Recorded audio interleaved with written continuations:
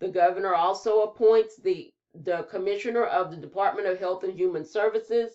Department of Health and Human Services is a huge department in the state of Texas because they administer, not only do they administer any food related or health related entitlement programs like Medicaid and SNAP.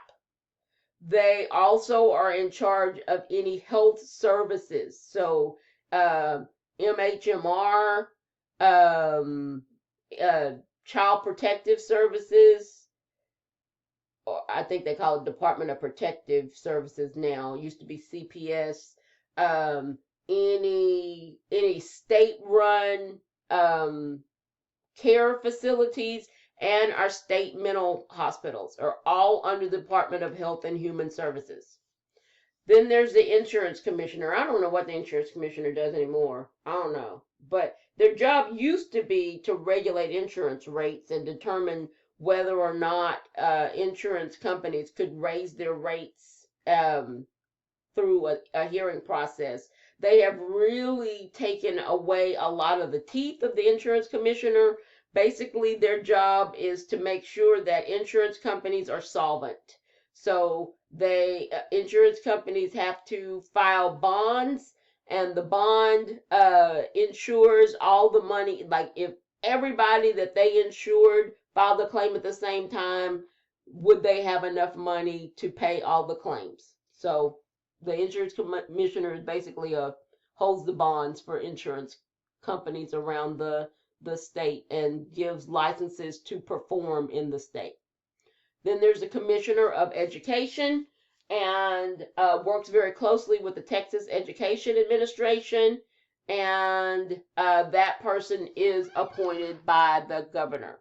So these are not boards, these are executives that are appointed by the governor. Then there are boards and commissions. Some of them are elected, some of them are appointed. On the ballot this year, there is, they stagger these. There's one Texas Railroad Commission position open. Now, plain reading of that, you would assume that the Texas Railroad Commission regulates railroads, but you would be wrong. You would be wrong. The Texas Railroad Commission does not regulate railroads. The Texas Railroad Commission regulates pipelines. I don't know. Don't ask me. So they give natural gas leases. They give permission to gas companies if they are trying to sign a lease and somebody won't sign, to go ahead and put the gas lines down, and they inspect gas lines around the state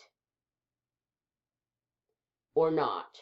Because remember, it's been about 6-7 years ago now, we had some explosions because the company had installed some bad valves that were not giving release, and so gas was building up in pipes, and one person passed away.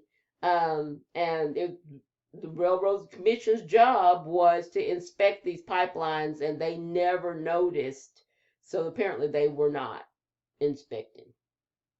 The State Board of Education, they divide the state up into, I think, 9 regions, and they elect the Board of Education to make decisions about textbooks, school policy, the big stuff about the education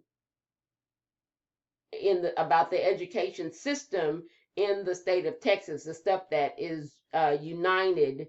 Although we have independent school districts, so each of the school districts in Texas has an elected board. Then there are appointed boards. One of them is the TCEQ, the Texas Commission of Environmental Quality. Environmental quality has never been a big priority in the state of Texas. The TCEQ shows up when something bad happens, but they're supposed to um, enforce environmental regulation. They are supposed to work with the EPA, which is the Environmental Protection Agency on the national level, but usually they say everything is fine until there's an explosion, like the one that was in West Texas, and there was one in Italy or somewhere down there on 35. There was an explosion. So then the TCEQ shows up and goes, "We're gonna fix it. Don't worry about it." I'm okay. I'm gonna leave it alone. Um, then there are boards that the elected officials run. Texas Bond Review Board is one. The Gaming Commission is another. I told you guys about the Veterans Land Board that is run by the Land Commissioner George P. Bush. So there are several boards that are run by the comptroller, the attorney general, the land commissioner, or the agriculture commissioner, because it goes along with their office. The bureaucracy. You would be floored if you saw the size of Texas government. We pride ourselves on being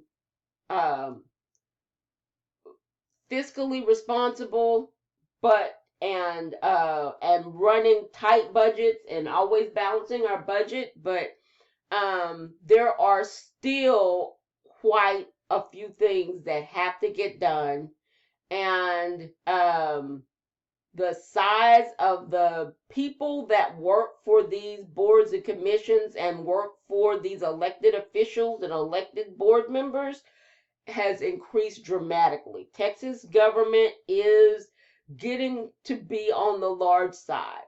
There has been a push to privatize some of this work, and to just give it to companies and pay a contract so that Texas doesn't have to directly oversee it. This concept has gotten a lot of support from conservatives. But the one big problem with privatization is there is always potential for corruption, because who's going to get those contracts? Your friends, the people that gave you late term contributions, the companies that you work for when you're not at the Texas legislature for that 140 days. So there is always the potential for corruption when you turn over the process of running huge government programs to private companies. This is still true of the state of Texas. Bureaucracies have hierarchy. There are the people at the top, and then there are the people that are deputies to them, and then there are the people that work in the field offices. And if you work in the Fort Worth field office of the Child Support Division of the Attorney General's office, you are never going to meet Ken Paxton. You would not file a complaint with Ken Paxton. So there are levels, and there's always a process to addressing and speaking with people. So Texas follows this pattern where in a bureaucracy there's levels, and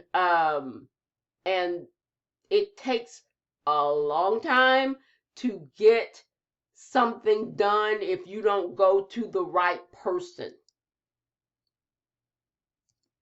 In Texas, we do not have statewide civil service. Um, so, I mean, what that means is that you have to qualify. You have to meet certain qualifications to be able to hold certain offices. If it's an office, or to hold certain jobs. If it's a job typing, then you have to be able to type a certain amount of words per minute. You apply for a federal job, they're going to be giving you some type of test. And so there are qualifications. You have to meet the qualifications. Texas does not do this. Texas relies on patronage. Texas relies on people being able to get positions. And usually, I remember when I graduated from law school and I kept applying for jobs. And I kept applying for jobs on the state level, and they were just telling me no, no, no, no, no. And it's because I didn't know anybody. I hadn't worked on anybody's campaign. I didn't know the governor. I was not in. And so in a system where friends and friends of friends are the ones that get these jobs, and it's a who you know type deal, then it's not necessarily very neutral. Now, that's not to say that everybody that is working for every department in the state knows the governor, but there is a great deal of patronage. For a short period of time, I could not stand that job. I worked for Children's Medicaid, and it was because my sister-in-law was a supervisor, and I needed a job real quick, and so she was like, well, why don't you go and apply for this job? And lo and behold, I got it real quickly, and trained in the office that she was in. So that's just an example. There have been a lot of attempts to try to depoliticize the independent board and commission system, just to try to get people that are qualified and that are knowledgeable about that particular job, and that are not beholden to the industry that they regulate into those jobs. Local governments don't use nonpartisan elections. They don't even look at what party people are from. A lot of times you can guess. You can look at some of the other work they do. But it is much better if you have expertise. Usually you develop that expertise by working in the job for an extended period of time. One of the issues, basically, if you were looking at these boards and commissions, you look at what their name is, and you can tell who they regulate. So, say it is the board of nurse examiners. There's an example. You know that their clientele group is going to be nurses and people that are applying to be nurses. The Texas Bar Association, their clientele group are attorneys and people applying to be attorneys. They regulate them. They have license fees. They collect the license fees, and they do enforcement if there are complaints. So the clientele groups are always wanting the agencies to go light on them. So what they do is try to make sure that the people that are in high positions within these agencies came from the agency and are friendly. So we see a lot of revolving door. We see a lot of, I don't see why we need to do that. That's Bobby, and Bobby wouldn't do that. A lot of lack of regulation between the boards and the clientele, because they're all friends. They all usually are on the same page, and we just don't have a high regulatory environment in the state.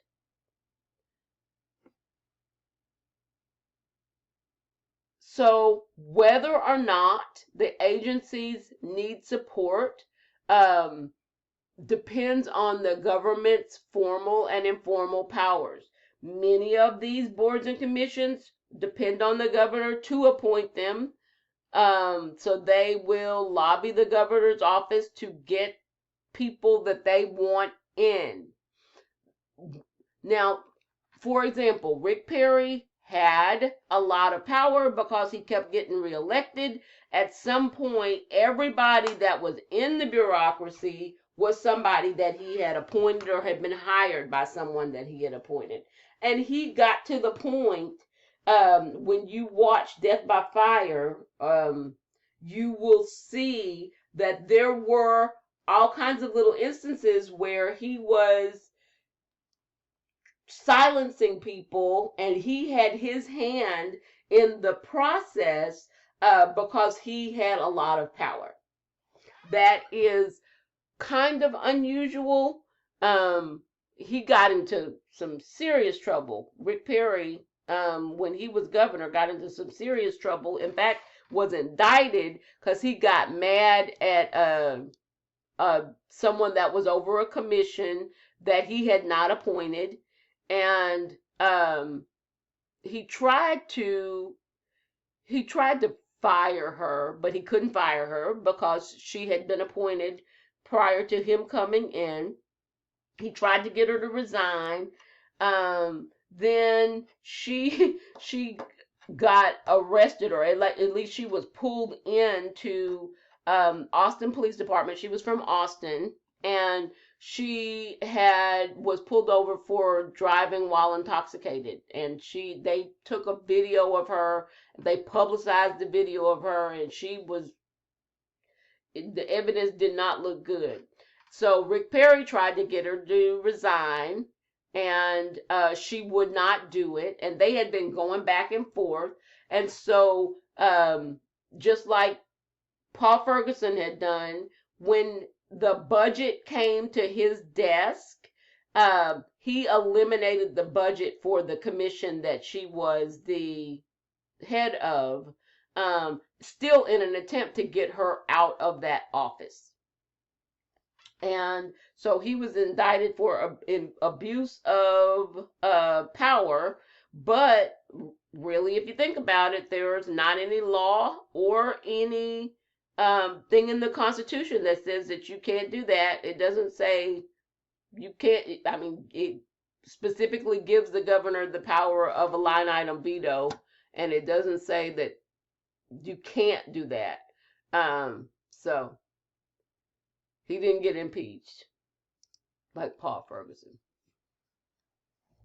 All right, let's talk about the Iron Star. So we talked about, when we were talking about interest groups, we talked about the Iron Triangle. The Iron Star involves quite a few more people. But still, it is iron. Still, all of these people are actors on the state level. Still, we the people are left out of the conversation as public policy gets set, as rules get set, as enforcement is meted out.